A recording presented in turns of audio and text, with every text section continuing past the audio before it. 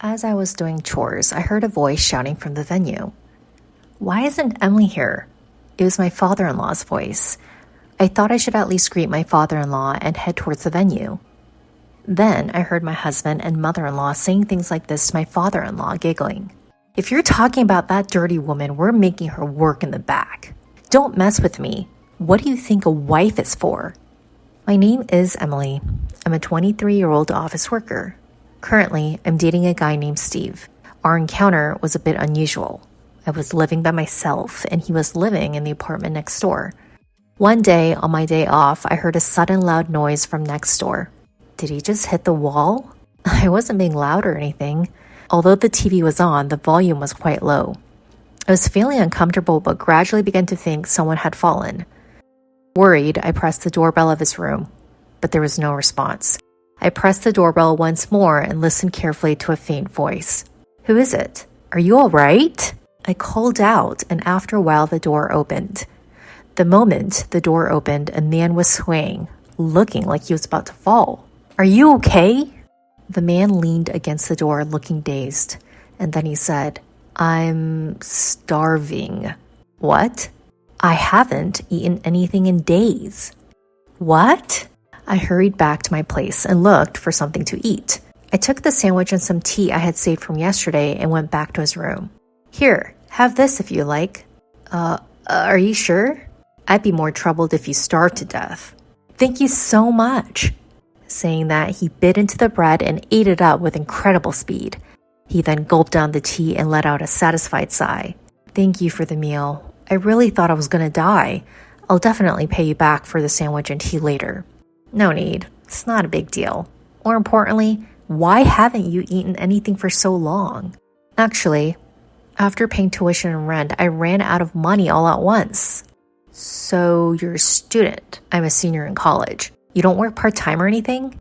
Actually, the pub where I work suddenly went out of business. What? That's terrible. So I didn't get paid and my life became difficult all of a sudden. Didn't you talk to your parents? I didn't want to worry them. I see, but I think you should tell them. It's dangerous if you collapse from hunger like now. You're right, I'll be careful. Right after that, his stomach growled. Oh, I couldn't help but laugh. You must be really hungry. Well, it can't be helped since you haven't eaten for days. I decided to let him eat my homemade cooking. He hesitated, but I insisted, saying it'd be a problem if he collapsed from malnutrition, so I let him eat fried rice in my room. This is delicious. It's been a while since I had such good food. He ate like a child, eagerly and happily, which was so cute that it stirred my maternal instincts. We then introduced ourselves and exchanged contact information. I told him to contact me in case of an emergency. It seemed he found another part-time job soon after, and he was able to get a job at a restaurant with free meals. Thanks to you, I won't starve to death. I'm glad to hear that. Recently, when I came home from work, I'd cook a little extra and invite him over to eat together. I was always feeling lonely eating alone, so it was fun to have someone to eat with. As I was thinking about that, he suddenly made a serious face. What's wrong? As I asked nervously, he swallowed his saliva and said this. Emily, would you go out with me? Huh? I know I'm just a poor college student and I'm not a good match for you, but I've fallen for you. I was taken aback by his straightforward words. The fact was that I was also attracted to him. So I accepted his offer to date. I like you too, Steve. As soon as I agreed, he was delighted, and so we started dating. We enjoyed discussing things like whose room to hang out in since we lived next door to each other. We continued dating smoothly, and he found a job after graduating from college. We decided to move in together in a larger room when he got the job. Although we had already been practically living together, we thought it'd be better to share a larger room to reduce the rent burden for each of us. We continued dating for a while, and we got married when I was 26 and he was 25. Although we continued living in the same room we have been sharing, our lifestyle didn't change much after marriage.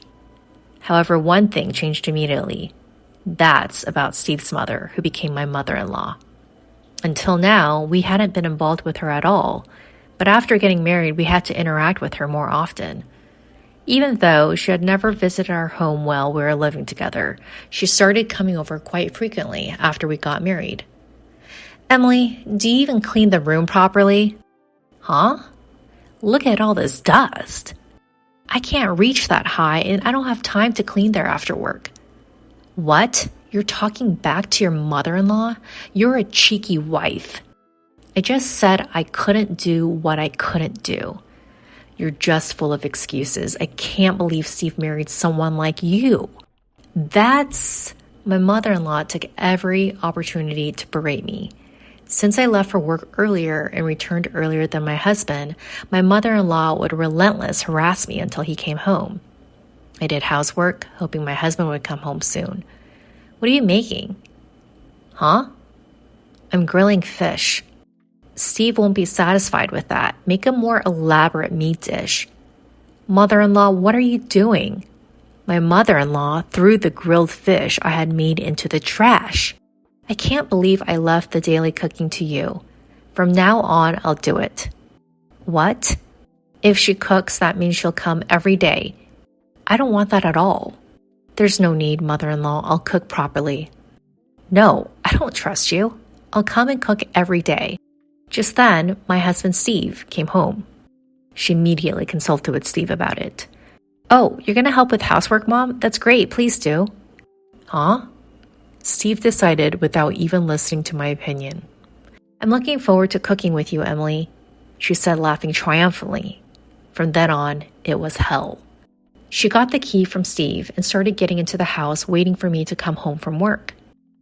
You're late. Don't just leave everything to me because I'm cooking. Start cleaning now. She forced me to do housework even when I was exhausted from work. She insisted on it even though it wasn't that dirty. She constantly watched me, and if I took a rest, she would scold me relentlessly. So I had no choice but to clean and become even more tired. She really did come every day to cook, and she even ate dinner with us. She badmouthed me in front of Steve, saying I was useless. Don't make trouble for Mom. He blamed me instead of reprimanding his mother. My mother-in-law could come to our house every day because her husband was working abroad.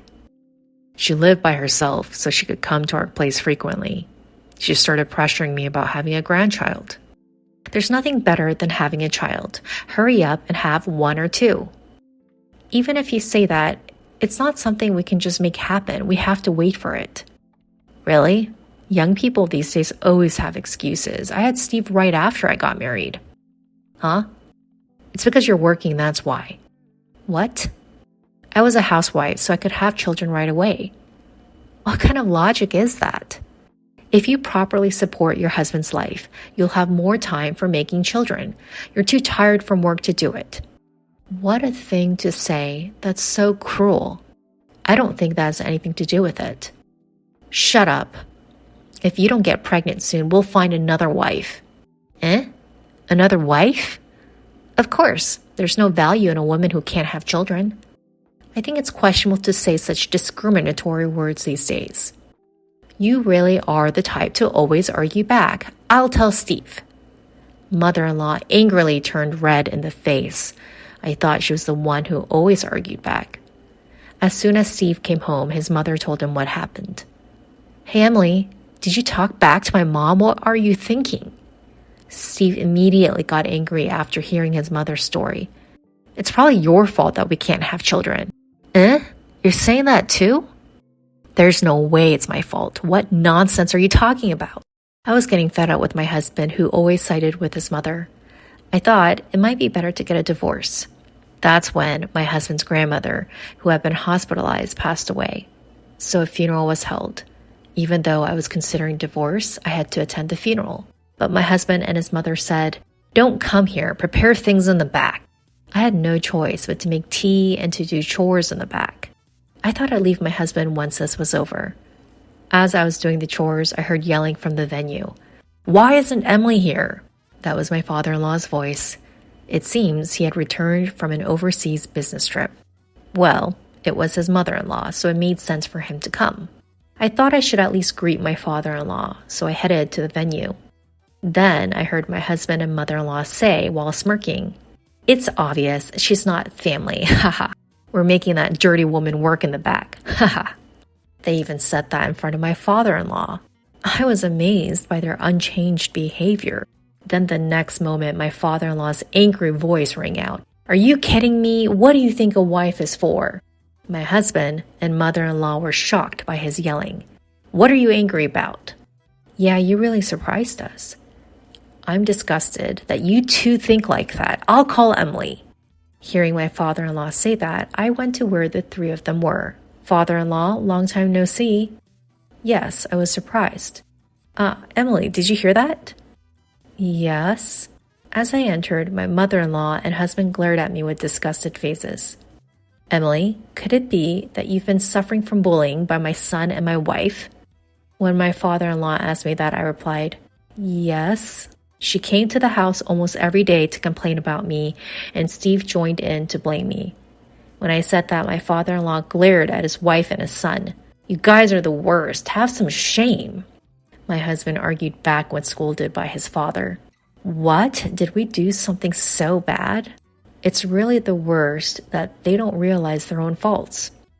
My mother, in other words, your grandmother, was always troubled by being bullied by her mother-in-law. That's why I wanted to be kind to my son's wife when I became a father-in-law, and I never bullied her once. You don't have any bad memories from my mother, do you? Well, that's true. Even so, you yourself are bullying Emily and making her suffer. What kind of nerve do you have? Because this woman won't give us a grandchild. Having a child is a blessing. Just because you happen to give birth early doesn't mean you should force that on your daughter-in-law. You guys are really hopeless. My father-in-law said this and asked me this. Emily, what do you think? Do you want to continue your marriage with my son? Hey, Dad, what are you saying? My husband was flustered, but I ignored him and looked at my father-in-law and said this. I want to divorce him. Hey, Emily, are you serious? Your mother told me that if I can't have a child, I have to find another wife. Wait a minute, Emily, what are you saying? I don't want to be with a mother-in-law who says such things, and I'm fed up with a husband who joins in the blame without defending me. So I'll divorce my husband no matter what. When I said that, my father-in-law said, I think that's a good idea. If you're going to divorce, there's no need to help with this funeral anymore. Emily, thank you for everything up to now. You can go home. You have to pack your things. Yes, thank you. I'm glad I could talk to you, father-in-law. I said that and left the venue. My husband and mother-in-law had pale faces. And since our conversation was overheard by all the relatives, news of my mother-in-law and husband's bullying spread quickly, and they were looked upon coldly by everyone. After that, with my father-in-law's help, I officially divorced my husband. And it seems my father-in-law was so appalled by this incident that he divorced my mother-in-law as well. My mother-in-law was abandoned by my father-in-law and had nowhere to turn, so she ran to my ex-husband's place. But up until now, I had been paying for most of the living expenses. So, if my ex-husband and mother-in-law continue to spend on food and other miscellaneous expenses as they have been, their money will surely run out. In fact, since my ex-husband hadn't saved any money, the two of them are said to be running out of money and struggling to make ends meet. Well, it's none of my business, so I don't really care. Meanwhile, I live in a single-person apartment and enjoy my single life. I recently started keeping a cat, so I don't think I'll be dating for a while.